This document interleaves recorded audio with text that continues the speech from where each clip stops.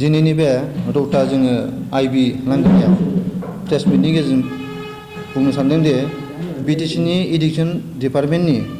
EM सारखौ खावलायोदि जोंहा verification जिथुनाखि एलपि इउपिनि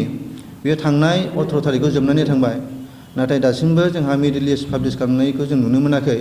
बेखायनो आङो दा बिटिसि सरकारनि इएमखौ खावलायोदि जाहाथे